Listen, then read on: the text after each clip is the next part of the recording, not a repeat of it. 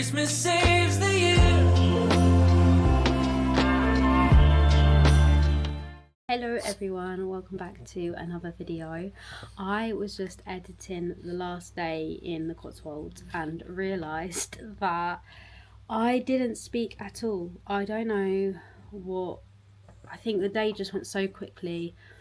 We went to so many different places. I think I just forgot to actually pick up the camera and let you guys know what we were actually doing. So I thought instead of uploading it and then maybe putting something else on for more substance, I would just talk you through the whole trip, talk you through the last day, what we got up to, where we went, and then I'll like overlay the clips as I'm speaking. Yeah, so on the final morning we had breakfast. We didn't rush to get up or anything because a lot of things don't open until a little bit later up there. So we were up at like 7:30 as always, but this dog, we didn't, I don't think we left the little barn place until maybe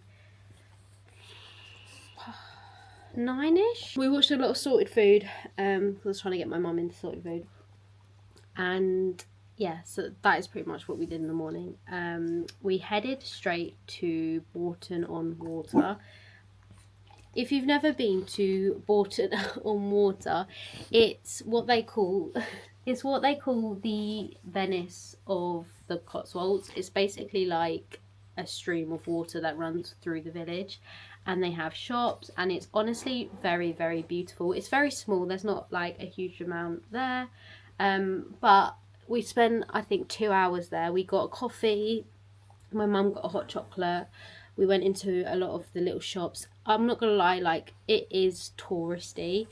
They definitely cater for tourists there. Like, a lot of the shops are like gift shops, and yeah, it just feels very touristy. So that was Bourton-on-the-Water, but aesthetically it was beautiful. We went to a cafe and got a coffee and then sat by the little stream and watched the ducks and the seagulls, and it was just really peaceful. We were sitting there for like half an hour. It's just a very cozy vibe there. I've been there before. We went last year and I think I vlogged it then.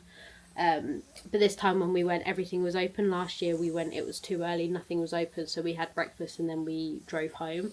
But this year we made sure to get there once so that we could actually look in at a lot of the shops, and there's just so many nice little shops. Like, there was a crystal shop, there's like a perfume / scent shop, there was loads of like little gift shops, there was a toy shop, sweet shop. It just like loads of cute little places to look in, so that was really, really fun. Then after we finished in Bourton-on-the-Water, we headed to Stow-on-the-Wold. I picked this place to go to purely for the fact that there's this door in the church, and it was said that Tolkien got inspiration for one of the Lord of the Rings films from this door. And obviously, if you don't know my mum, she loves Lord of the Rings, so I wanted to go check that out. But actually, the little village of Stow-on-the-Wold was really, really beautiful.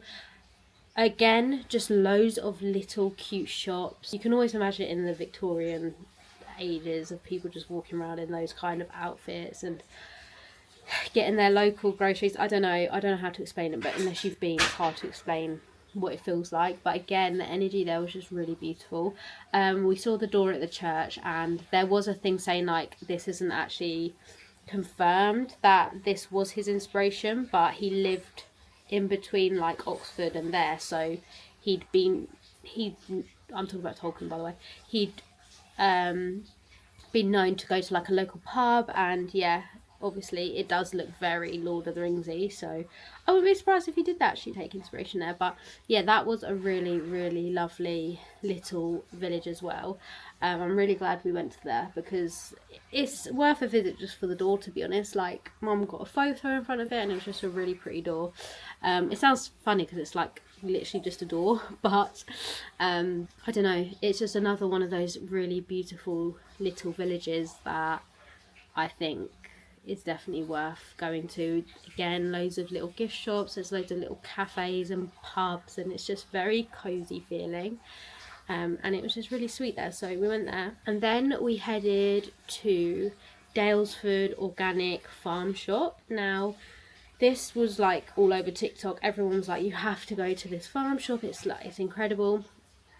I will say it was a little bit disappointing. Like, they're understandably expensive because everything was organic, literally everything, but it was very busy. There was just a lot going on, but it also wasn't as big as I thought it was going to be. Like, it was big, but there was a lot of other stuff there, so it wasn't just food and like bakery or whatever. There was like a home section, there was like a little pet section, there was a garden section. There was so much there, so I think the overall place was massive, but the actual food part of it wasn't that big. Like, it was no bigger than a normal farm shop, but obviously it's organic, so we didn't buy anything from there. But it was really, really lovely to look around. We weren't there for very long, to be honest, because there was nothing either of us really wanted, but it was lovely to just look around again. It definitely felt very festive there because they were playing Christmas music, and it just, like, going to a farm shop, I don't know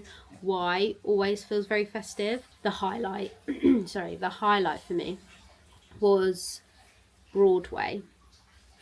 I saw this again on TikTok, and I didn't really know what to expect. Kind of a lot of people were saying it just was a really cute little town, and I didn't like look into the photos too much because I didn't want to spoil it when I was there.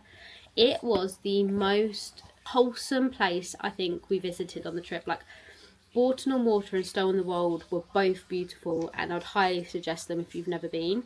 But I'd already been to Bourton-on-the-Water, so the shock factor, or like the initial excitement, wasn't as high because I already knew what it looked like. Broadway was just, I can't explain it to you. There was just a really sweet atmosphere there.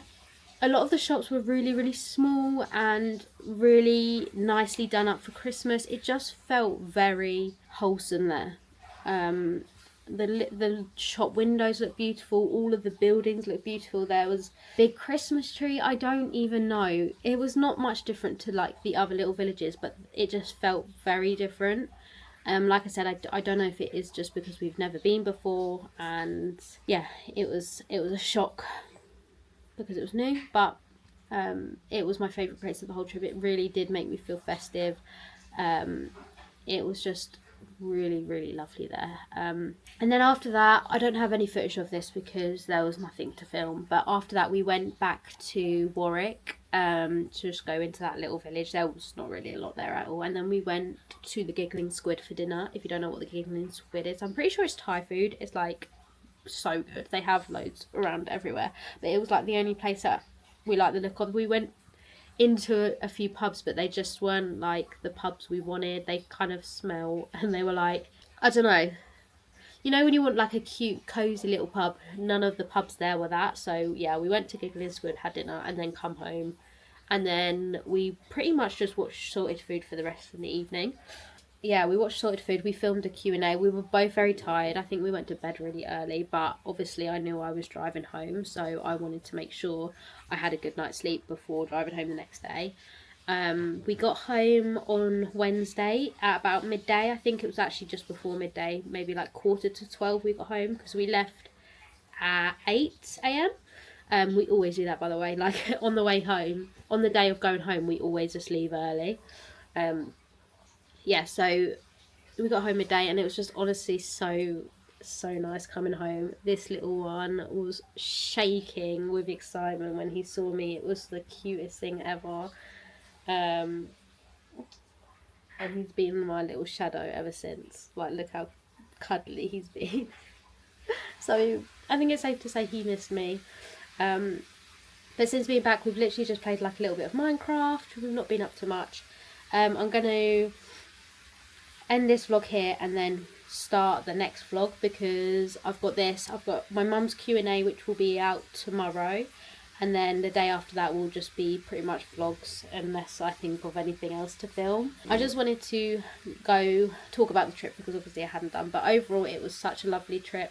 I wouldn't say it made us feel completely festive. It definitely lacked some festivities for us in terms of how Christmassy we felt, but at the same time it was just really nice to get away and have a little break. But I did miss home. I get very, very homesick when I leave Connor and Hugo. I can't explain it. I really struggle. Obviously it's easier being with my mum, because being with my mum's very easy and comforting, but yeah, I do really struggle not being with them. So I'm happy to be home, but overall it was a lovely trip. We went to so many different places, and it was just nice to be in like the countryside in more of a village atmosphere, because where we live now, it's not, it's a city, it's busy, it's everyone's, you know, very materialistic, and there's not very much scenery to look at. So yeah, it was really nice to be driving around the most beautiful landscapes and looking at the most beautiful views and stuff while driving. So you can't see him, but this is what he's currently doing. But yeah, so thank you so much for watching this Vlogmas day, whatever day we're on. I'm gonna go and start the next vlog, but I hope you enjoyed the little trip away, and now we're just home for the rest of the time, so I don't know what we'll be up to, but hopefully some festive things. A lot of doggy content probably. Let's look at him.